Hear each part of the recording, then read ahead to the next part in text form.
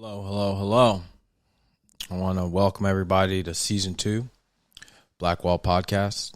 It's me, your humble, gracious host and guide through this transmission of the Blackwall Podcast and keeping our Blackwall family and our Blackwall strong and connected through this weekly transmission that we've been doing for this little while now. So once again, I want to thank everybody for showing up and listening, viewing, however you're digesting this information. It means the world to us. You could be anywhere in the world, but you've chose to be here with us. So we really do appreciate it. And that will never go unsaid or unnoticed. I also want to talk about what we got going for Season 2, y'all. We made it, right?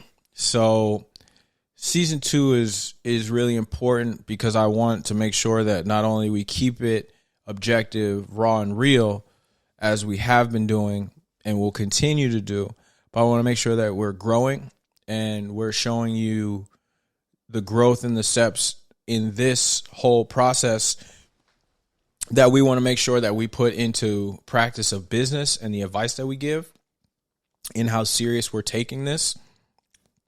So I want to alert everyone in the different steps and the different structures that we're going to be implementing in Season 2 to make sure that we keep this transmission honest and respectful and continue to grow. We're going to be doing an ebook series. And our ebook series is one that is going to make sure that we add another way and layer of people to get the information. Not everyone's an auditory learner. Some people are visual learners. Some people need to go back to it over and over again. So I want to make sure that we have it in every different possible way, audio, video, and now we're adding ebook to it. The ebook series is going to be called 100 Deeds in a Pistol. That's essentially my whole journey and mind frame into this investment space. It covers so much ground with that title. And with that title, we're going to be following up to fill in the blanks with the content. The first book that we're going to be releasing in our series, 100 Deeds and a Pistol, is going to be called Bando to Rental Ground Up $50,000. So, as the title says, this ebook is going to be able to give you the outline for you to be able to take a bando, abandoned property, something that's just been sitting there, everyone forgot about, bring it back to life, and cash flow monthly for you and your family. It's something that I started my investment journey with, and it's something that's my niche, if you will. It's something I'm very comfortable doing and I like doing. I've made good money doing it, and I want to put that down for everybody to enjoy and to duplicate and grow and curtail it into your own way forever. So I'm putting it down on digital ebook. So I want you guys to look out for that and also join the Patreon. That way you can always be updated on those ebooks before they come out, before they're available to everybody else. And that could be something that you forever get to enjoy and grow with. Also want to alert you guys to our IP, all the different IP we have. We've been investing in apps, and we started a technology company. 40 Acre Tech. Guys, I need you to really support all the things we're doing. We're doing some really cool things that are practical, enjoyable, and apply to everyday life. So we have Rush Adventure, which is just a fun game. I know you guys have seen me post about it on the Blackwall Instagram, and it's available right now on your Google Play Store. It's coming to iOS very soon. We also have BMX Rider. That's another game, a lot of fun. It's a little boy riding his BMX bike, a little black boy. Does that remind you of anybody? Maybe. I don't know. So we got that game, and we're totally pushing the marketing and development and all that stuff for that game. That's available also right now in Google Play Store. Silent Serenity. Silent Serenity is all about your mental health and self-care, and that's something that we are so proud of and 100% behind. That's available right now in your iOS app store.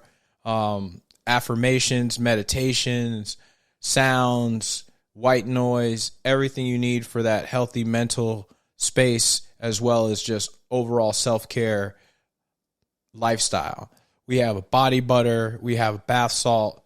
So we have not only the IP as far as the app, but we actually have in-app purchases and products that are available right now. So we would really like if you could support us and push on that. And we got a secret surprise app that we're working on right now. It's in development. We got the logos. It's really cool. It relates to real estate. It's bringing real estate and technology together, and transportation. So that's really, really cool. We look forward to being able to have the launch about that. So look out for further information and news on that. And also, never forget, because we eat every day, all of us do, hopefully. God be pleased with anyone's soul and bless them with a meal if you don't eat today. But if you do have the chance to eat today and you had the chance to buy some ingredients, let's go ahead and let's look. This right here. This shit right here. Ooh. Yeah, that's saucier. That's that saucier. Boy, let me tell you, that saucier. Ooh. Sprinkle that saucier on your food and see what happened to you. Okay? Your whole trajectory of culinary potential will jump. And that is from a lifelong chef. That's it. That's it right there, y'all. You need to have that in your kitchen. So you need to go ahead and find that saucier spice blend. Man, when I tell you we are putting serious effort, money, love, and everything into all these different brands. They're all completely black owned. They're all completely funded and produced by us as people that are accessible and touchable, that look like you, that feel like you, that have the same dreams as you. So for the black and brown investor and entrepreneur, there's nothing that we can't do. I don't even want to hear nobody say we can't do it. Whatever you can dream, you can achieve. And we here at Black Wall Podcast are going to do everything we can to make sure that black print, shout out Uncle TJ, is always adhered to and available for anyone to tap into. So when I say tap in, it means tap into the Black Wall, tap into season 2, tap into the movement, and tap in with what you got to give. So now that we got all those great brands out the way and let you know what and how you can support and tap in other than the Patreon, obviously, because if you're watching this, then that means you've already gotten to that point. And if you're watching the clips of this on YouTube, you need to be able to get to the full form video, right? And full form audio when they're released every Wednesday and Sunday. That's your responsibility. Something as little as $5. $5. Look at me. $5. $5 can get you plugged in. So holler at me. Holler at us. Get with the Black Wall. Get with the family. Get with something. We got a lot of things for a lot of people. So you should have one thing with you in your person, in your daily rotation that is from us, right? Whether it be technology, 40 Acre Tech, whether it be culinary, saucier, whether it be a fun game to play with you and your kids or just get the kids out your face for a second, hit that app store. And when all of it just gets to be maybe too much, and before it gets to be too much with that mental hygiene that we talked about, not just mental health, but mental hygiene, silent serenity should be part of your everyday with the affirmations, things for you to say to yourself. So once again, please check out everything that we got going on. Support us. Give us feedback. Support isn't always monetary. Sometimes it just has to do with giving us that encouragement and letting us know what areas we can improve on and where we can go to get that exposure and that benefit that we're looking for, right? So with that being said, today's episode is going to adhere to the season 2 standards of having some more direct content in areas where I feel that we can add value to our Black Wall family's life.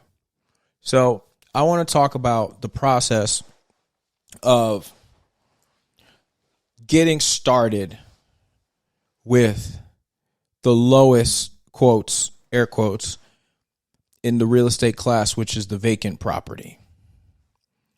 And when I'm talking about a vacant property, I'm not talking about something that someone moved out 6 months ago. I'm talking years. Stuff that's been sitting for years.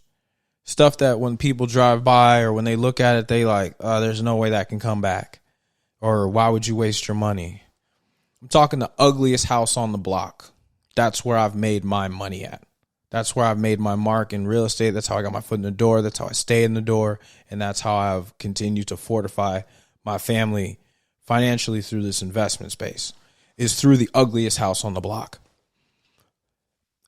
My thing is to not be an ego investor and not look at these things as pretty or not pretty, as much as I want to look at them as if they have any form of opportunity to work. Right? So if we were looking at it from, I need to put this up on the internet or be beautiful, this was probably not going to be the best strategy.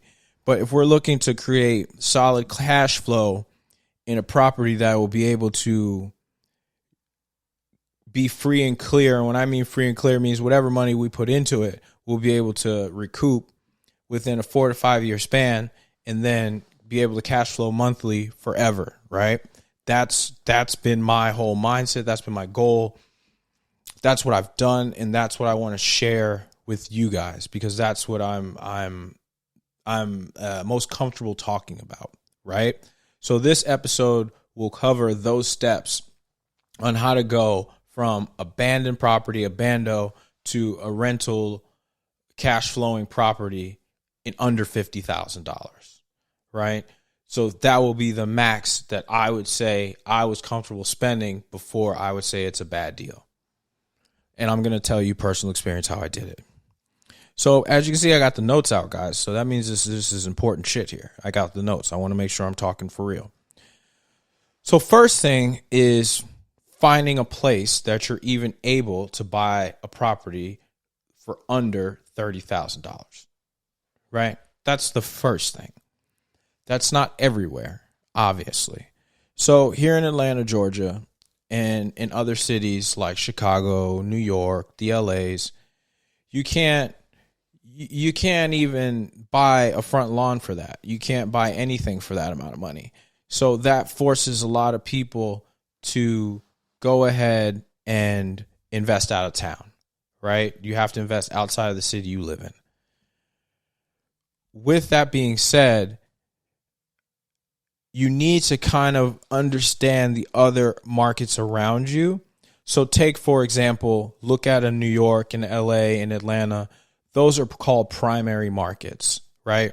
So those markets are where everybody wants to live. They get to pretty much dictate the flow of rentals, how much it is, all that other stuff. These are also your most expensive cities in the country, square footage wise, right? So if you're in New York, LA, Chicago, Atlanta, San Francisco, Seattle, you get it?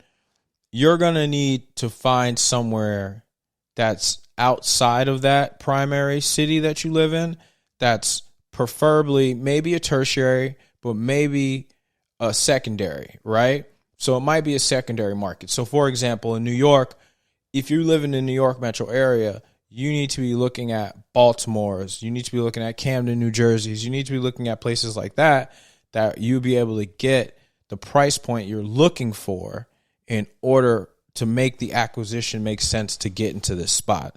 So that's the first thing, right? So we're going to go ahead and identify whatever city is, call it a 3-hour drive around our city that we can get to Friday after work and be back in our home city Sunday night. So whatever amount of time you're comfortable driving to get to that, that's where you draw your circumference radius around. And those are the cities that you're looking for. I beg to say, right, 9 out of 10 times, because nothing is 100%, 9 out of 10 times you could find a little town or city within that weekend drive radius of your place, right? So now you've done that. You've identified somewhere where you can get in, you can buy the ugliest house on the block, maybe even the ugliest house in the little town or city at that $30,000 price point, somewhere in there. Now, once again, remember, what you see on Zillow and a lot of these listing sites, a lot of times that might not be the ugliest thing there, but if it is, you have negotiation power because you're paying in cash and no one wants this shit, right? So keep that in mind. So if someone says they want 35 for it, you offer them 25. Keep in mind, it's hard to walk away from 25,000, okay? So that person is in a spot. They obviously are either holding this property for business reasons or they just ran out of cash and can't do anything with it. Either way, you got a better shot at making some negotiation moves, right? So now, once you've identified that city, you've identified the ugliest neighborhood because everyone's telling you not to invest there, right? That area of town is, oh, no, don't invest there. Don't invest there. Because people are talking to you about investments like it's where you want to live. This is not about where you want to live, right? The thing about turning bandos into rentals is you have to remember that, unfortunately, people have to live in all types of circumstances, all types of environments in this country, right? So just because you don't want to live there doesn't mean that somebody else doesn't have to live there and only is comfortable living there. Your responsibility as a landlord is to give them a safe, clean, and the best available option that they have in that area, in that demographic, in that price point, right? But you put marble tiles in the middle of the hood, you're not getting marble tile money. You understand? So you need to have commensurate services and work for the amount of rent you're going to get back. Okay, so now you've identified that neighborhood that everyone's telling you not to go into. You're the real estate fireman or woman. You're running into that fucking burning area, right? For all intents and purposes, you're going there. You're going to identify houses. You're driving those blocks. You're driving those areas. First thing you're looking for is you're looking to see how many abandoned buildings are on a block. If there are more bandos on a block than actual rentals or occupied structures, bad idea. Unless you plan on buying the whole block and renovating the whole block together, you're just going to get a victim of all types of crackhead vandalisms. They're going to snatch all your fucking shit out immediately. The only people on that block are there because they are the local snatch outs. Do you understand? So they're just waiting for you to fix it up enough to go away for the weekend or for the week. When you come back, everything's going to be gone. So don't do that. Look for a block where you could tell there's some aunties, grandmas, people who have been there for a while and they've held on to their houses, but maybe around them has got fucked up. But you can tell that these people go to work. How can you tell? It brings you to the next part. When you identify an area or a street or maybe even a house that you like, you're going to have to start driving up and down those blocks day and night, multiple days. Don't put an offer on the house because you met the agent there on a Saturday afternoon. They're going there before you to make sure everything is right. They might have paid off the neighbors to stay in the house for a little bit. You don't know what the fuck they got going on. So you go there the first time, it's like a first date. Okay? That ain't that real person. They not going to fart at the table. They not going to do nothing that's sketchy. Now, when you marry this motherfucker, that's when you're going to find out everything. Buying a property is the marriage. So make sure you take this property out on multiple days. That's day, that's night, that's the weekend, that's the weekday. The weekday, you might find out nobody on this block work and they pumping dope all day long. They serving dope in front of the house, down the street. You might find that out. You might find out on Saturday morning, this is a kid block. Every kid in America is outside playing. They got the hoops outside. So you know, okay, we're going to have to rent to a family. You're not going to rent to no single people on no kid block. You understand? So you got to start doing your research about this area, this street, this house before you ever put in an offer, right? Think about the amount of intel we had to do that I'm talking about. We're not even at put an offer in. We have done the intel of identifying where we got to go, the area that people telling us not to go. Then we got to start doing our research on that area. We got to figure out where the closest handy store is, hardware store. We got to figure out who the local sewer company is, who the light company is, who the electric company, the internet company, and all the other utilities that you're going to need, the gas, to actually get a renovation done, right? Because if you don't know any of these providers, when you close on this house, it's going to be hell to try to figure everything out. So no, they're not going to let you set up any accounts, but you're going to find out who's the provider in these areas. And you're now going to have a list, right? So now you know the city that you're looking at that's fitting your price point. You know the area of the city. You've got kind of an idea of how far the different things you're going to need to do the reno are. Is Home Depot on the other side of town? Where are we at with all that, right? And then now from there, you're going to start doing your research on who are and what are my utilities. Then after that, you're going to take your ass to Home Depot or one of these home improvement hardware stores, right? Because I don't get paid by any one of them, so I don't give a fuck who you use. You're going to go take your ass there, and you're going to walk up and down each aisle. You want to know why you're going to do that? I'm going to tell you why. You're going to walk up and down each aisle because you're going to find somebody that looks like your goddamn uncle or Uncle Earl with the half cigarette hanging out his mouth, pants kind of falling down. You know what I'm talking about. Like my wonderful father, Mr. Smith. Somebody like Mr. Smith is going to go ahead and see you walking up and down. They're going to say you need help. And they're not going to work for Home Depot. Of course not. But what you're going to do is say, yeah, I'm renovating this house. I'm looking for people. And you're going to start collecting different handyman's numbers in the different hardware stores, like how you would collect women or men's numbers at the goddamn club. That's now your new club. You hear me? The fucking home improvement store is your new club when you renovating a Bando. Do you hear me? And your fly ass outfit is some boots and some jeans with some paint stains and rips and a flannel shirt. That's your fly ass renovation outfit for Club Bando. Okay? So get your shit together.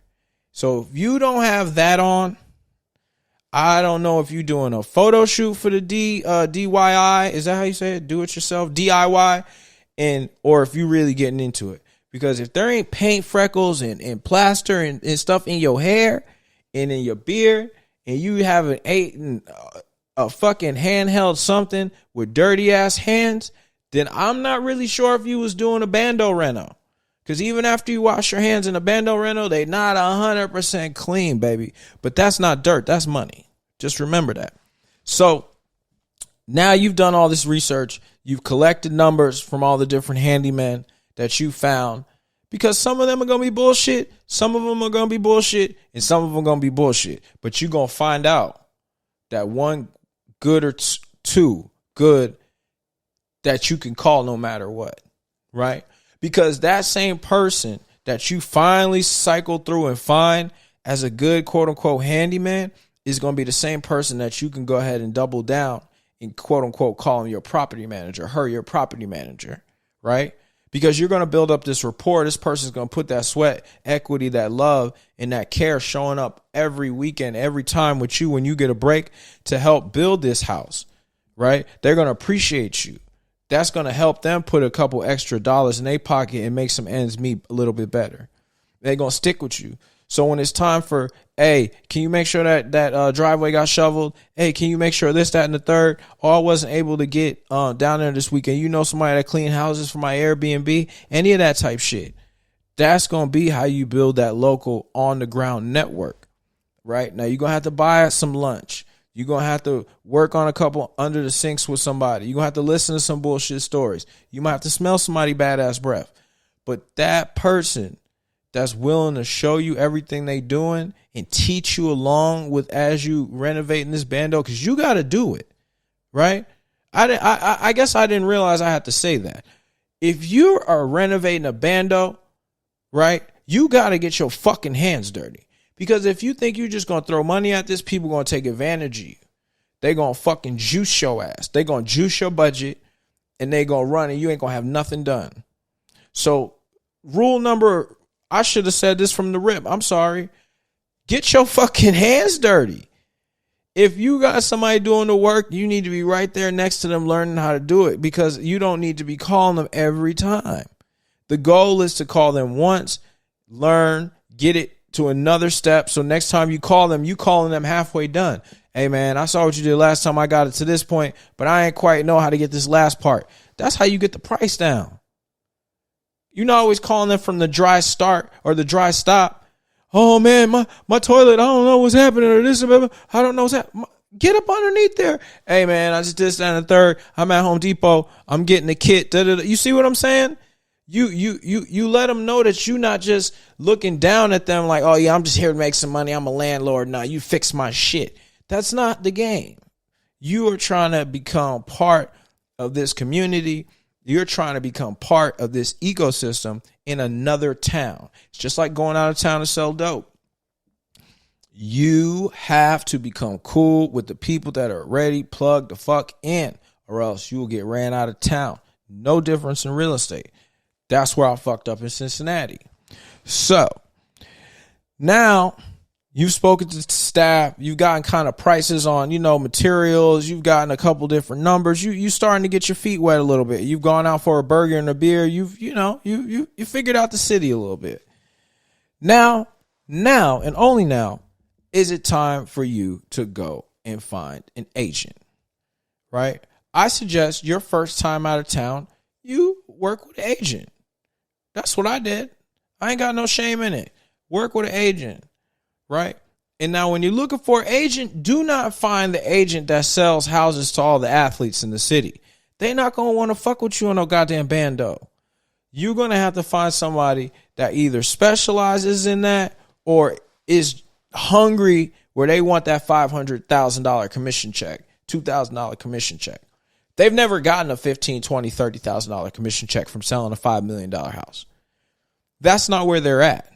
So they're going to put that effort and that dog into it like if it was a $5 million house because they got to pay their rent at the end of the month.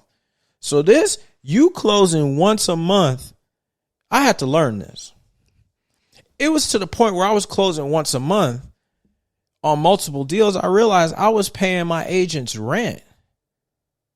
It was going for like a year. I was paying the rent.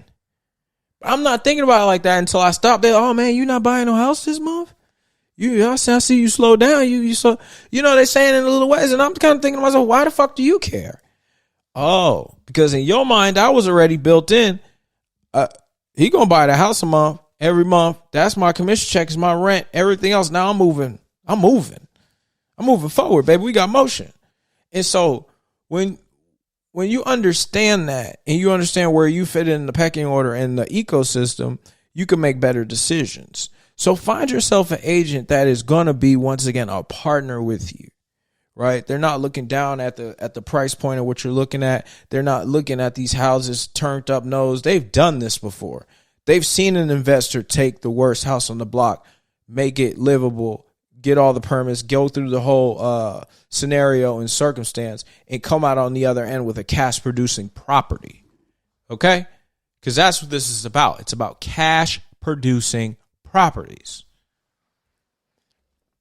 And if you buy it free and clear, as we just heard in season 1 from the tax expert, okay? If you buy it in cash, the tax benefits go through the roof. Everything goes through the roof. So that's why we're sitting here and willing to put in the 6 months, year, whatever it takes for your budget and for you to complete this mission correctly. Because once again, all this money and all this time and everything you're putting into bringing this property back to life, you will be rewarded from the tax code at the end. Trust me.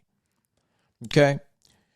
So now you found an agent, and that agent now is going to tap you even further in, if you do it correctly, with the people, the handy people. What block is good? What block is bad? Where to stay away from?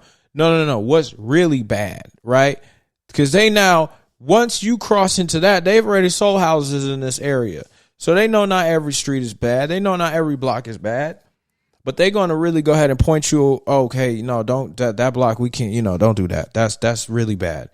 And they're going to take you around there at night. And they're going to say, oh, I grew up such and such around here. Or my cousin lived, right? That's the right agent. They got to have some personal connection to that community that you're looking to revitalize. Because as an investor, you got to understand that's what we're doing. We're part of the revitalization of these areas, right? You're bringing your capital and your investment into an area that people have forgotten about. That is at the forefront of this mission. The reward is the money. The reward is the money. The gratification is this hard work and how you giving back into a system that has forgotten us, right? The reward is the money. But don't put the fucking cart in front of the horse, right? That's the whole purpose of this, is that we're bringing that ownership of the block back and with pride and dignity and true ownership, not something that someone can trick us out of later. So now you found this agent and you guys have identified 3 to 5 properties that you're willing to make an offer on. Okay. So you guys have said, this is my price point. I'm looking to stay under 30. This is what I'm trying to do. Right. So now little tip. It's been done before because I have wonderful tenants that are living in a house that I bought for $30,000. And the biggest issue that they had was their sewer, their plumbing. The whole thing had to be ripped out. Now, yes, it was a huge capital investment up front, but once that capital investment happened, it was amazing the amount of growth potential and just the great tenants that they are, right? So yes, you had to have that capital, but we came in under the $50,000 mark on that one, right? And that one to this day is cash flowing over $1,000 a month.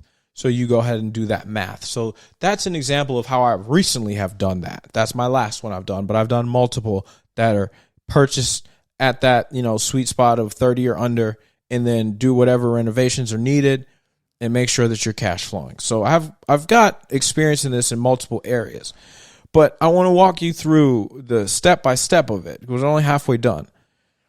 So now you've identified those 3 to 5. You've made your offers. Some of them are going to come through. Some are not. Some are going to be, this isn't available. Some are going to be, there's always a fucking story. Oh, we're taking multiple offers. Oh, this one is not on the market anymore. Oh, this one's got dirty title. There's always something. So if you choose 3 and you come out with 1, you're in good spot. If you choose 5, you might come out with 2, and now you choose between your last 2. Or you get both like me. So now you've gone through the offer process. Before you make an offer, I always suggest this. Have a ceiling in your mind. Don't get caught up in the I want this, and then you kind of go to sleep in your mind that this is going to happen. You made your offer, and now they counter back, and you don't have a shutoff in your mind. Always have a shutoff. I'm not going to pay more than this. Period, point, fucking blank. I don't care. Just not paying more than it. My numbers don't work if I pay more than it. So if you pay $35,000, that means that the house should need about $5,000 less of renovation, right? And so on and so forth. If you pay $40,000, that means the damn near you should just be throwing paint and new appliances and maybe do some floor, and that's done. Okay? That's how you need to think about this. Is if I go up more on the front end, that means that I need to know that I'm spending less on the back end on renovations. But that number of spending 50 can't move. Do you understand? Or else it's just not a good deal for what we're talking about, right? Because we're talking about getting your foot in the door. I got a bag full of money, $50,000. I don't have nothing else. That's what we're talking about. Okay? So now you've identified the properties. You've made your offers. You've had offers accepted or offer. You decide where you're going. Cool. Now it's time to get title work done. Always close with a title company. Always close with a title company. Always close with a title company.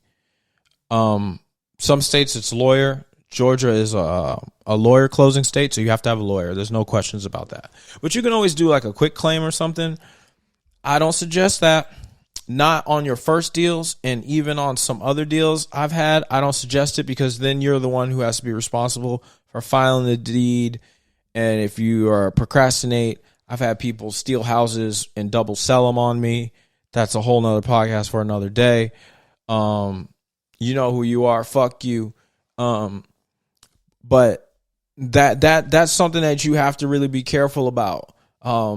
I've caught cases in real estate over people's negligence, and I'm glad I used a title company and a lawyer because it really did protect me. And then the time that I didn't, I did what's called a over the hood handshake deal.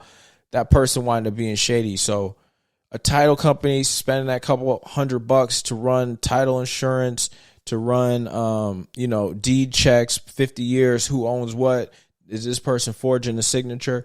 I always recommend it. I always recommend it. Cutting corners in real estate will always cost you fucking money. Trust me, it's always cost me money. So you got your title company. They're going to run all the legals. You're going to get title insurance. So that way, if anything that they say is not real, at least you have an insurance policy for the money that you paid on the property, right? Title insurance, extremely important. And going through a title company is extremely important because you need that title background ran. You really do. I can't stress that to you enough. Don't let anyone tell you otherwise. And also, seller chooses title. Buyer chooses title company in the world that I live in. Okay, if I pay for it, if I bring the money to it, we've talked about this already. If I bring the money, I decide the rules. I get to choose title company because it makes me feel safe. Title company is a neutral party. That's the referee. I want it to be someone that I'm comfortable with. There you go. And if they're not cool with that, red flag, red flag, red flag. Me personally, the home inspection, I think it's a little bit of a waste of money, especially when it comes to the Bando space, because there's really only, I don't say only two things, but these are the two major things that I look for that are non-negotiable. And once again, when I've gone outside this principle, I've fucked myself. Roof, foundation. Those two things. You do not want to be fucking with the roof. I'm talking seeing daylight. Not talking, I need a roof, my shingles are old and ugly. I'm talking when it rains outside, it rains inside. You don't want to deal with that. And foundation buckling, warped, falling in, leaking heavily, all that stuff, you don't want to deal with that. Those are expensive problems. And they're expensive even if you know somebody that's not trying to gouge your eyes out. They're expensive. So at all costs, avoid those on acquisition. If it happens to you in your time of investing in it and holding in it, there's nothing you can do about it, obviously. But if it's upfront acquisitions, those are things to completely look for. Deal shut down. Do not do it. Now, you've done all that. We've gotten to title. We've gotten the inspection done by ourselves, visually. We've walked the property. We've brought in our team or whoever we, feel comfortable kind of being that second set of eyes on the property. Closing time, you know how that goes. Same time, man. I don't know you. You don't know me. Money across, the wire through the title company. It's another reason why title companies are great, because they hold it in escrow. No one could touch it till everyone brings the correct documents. Handshake, everybody back out. We good. Now it's time for the reno. The reno is where you can lose money and money can start flying out the fucking window.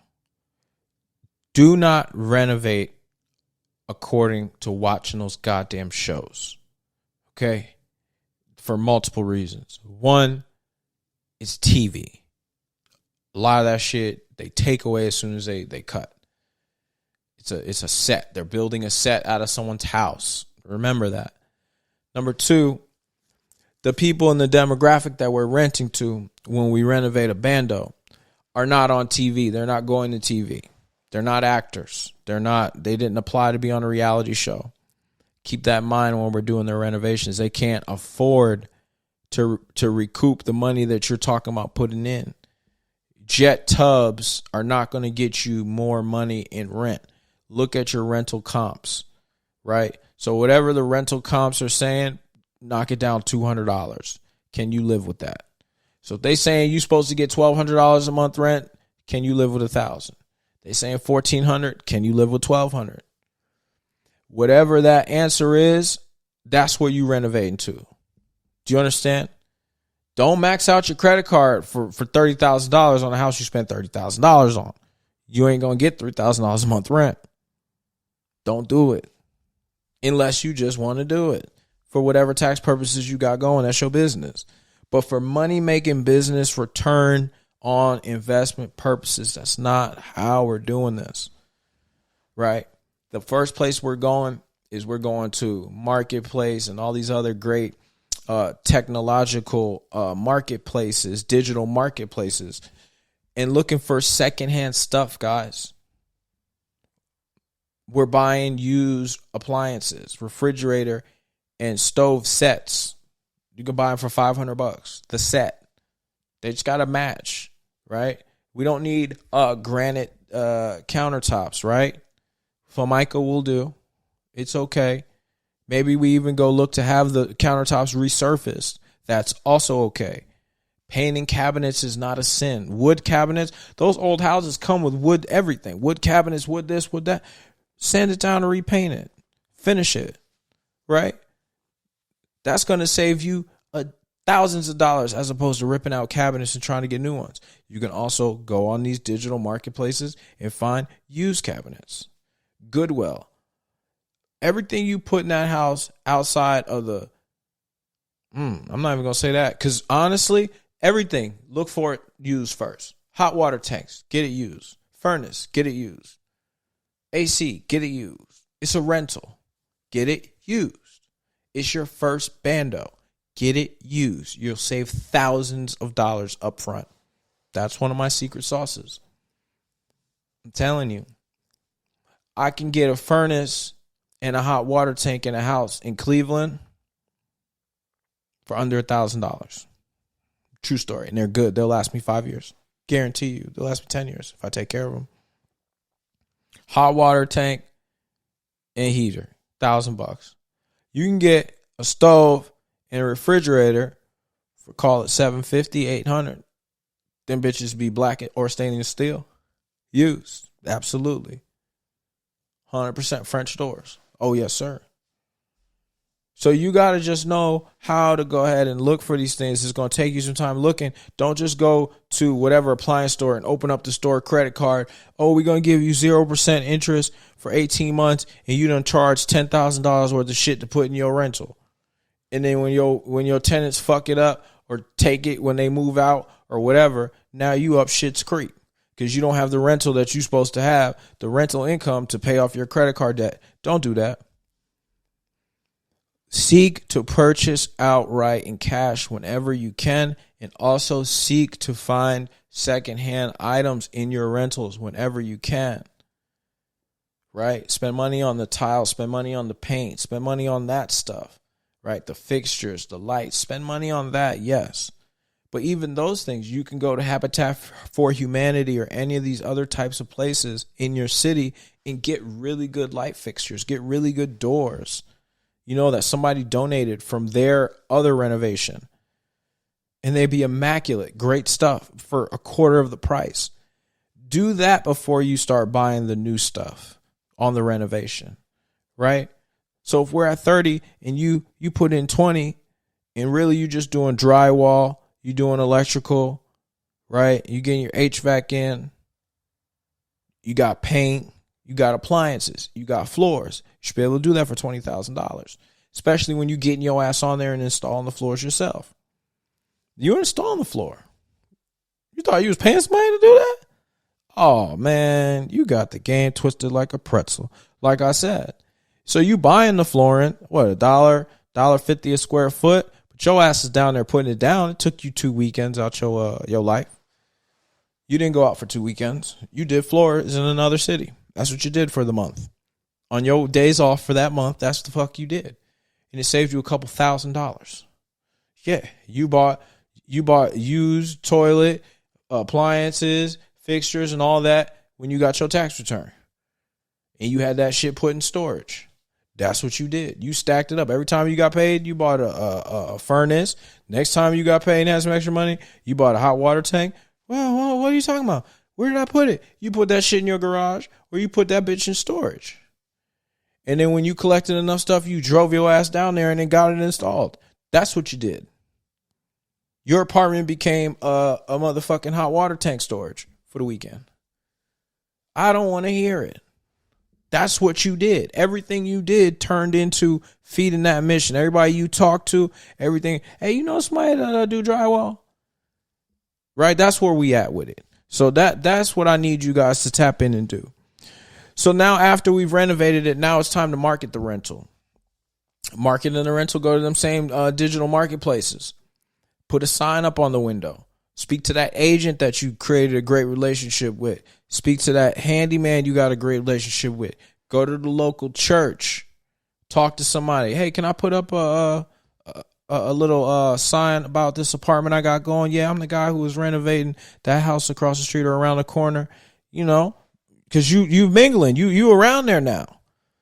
You're not getting a hotel room when you renovating. You staying there. So people know you. They seeing you work on this house. Now people want, okay, I see him working. I know such and such. Keisha gonna live there. She working nurse assistant. She got her baby. They ain't. Da-da-da. See, that's how you gonna get somebody good, because now your neighbors want somebody next to them good. Everybody wants somebody good in there, but you gotta make it a community building effort. You can't be no asshole and just throw money at it and think everybody's just gonna fix it for you. That's not how this works. You don't get your ego stroking your boss shit off in this process. That's not it. That's not what this is for. This is for building the team. Okay? Remember, fresh paint. Fresh paint, a bucket of fresh paint can go a long fucking way. Okay? Some fresh paint will be your friend when you renovating a Bando, boy. You know? So remember, the goal is to go ahead and get in this purchase for under $50,000. All the way. Get it rented. The goal is also to make $1,000 a month in rent. It's very reasonable in today's world. Rents are astronomical. $1,000 a month in most American cities is a steal. Even in little places, Cleveland, that's a steal. And you're a good landlord, clean place, even in the ghetto, y'all. You're going to make that money. So if we're doing the math, that's $12,000 a year. That's $24,000 after 2 years. It's $48,000 after 4 years. So you've recouped your money essentially after 4 years. Now, after that, like we talked about, real estate is a 5-year game minimum. You got 1 year of free profit, and you still recoup that initial investment. You rinse and repeat that 5 times.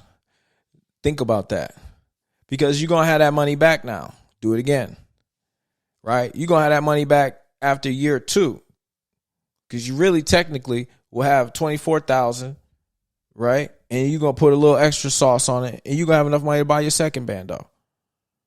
After the second year. Call it the third year because you want to take some time off. Third year, you should be in your second Bando. By year 5, you should have 2 of these bitches rolling. Think about that. Now, we're not talking about the equity that's in the house. We're not tapping none of that. We're talking about just the cash that's in your pocket that you recouped, and now the cash you getting every month. You understand? Cash flow. You still have the initial investment to keep going. You didn't take out one loan. What you took out was a motherfucking investment strategy, and what you took out was some hard work from yourself. Okay? So that's installment 1 of 100 Deeds in a Pistol. The ebook will be a lot more in depth. It'll give you links and real in-depth financials and areas and demographic studies and everything that you'll need to compile regionally to make this happen. But I just want to let you guys know I'm not fucking around. This is right here in my mind because I've done it. It's in me, not on me. So I'm going to go ahead and put that down. It'll be available in May. So please tap in. Blackwall Podcast. Everywhere it's available.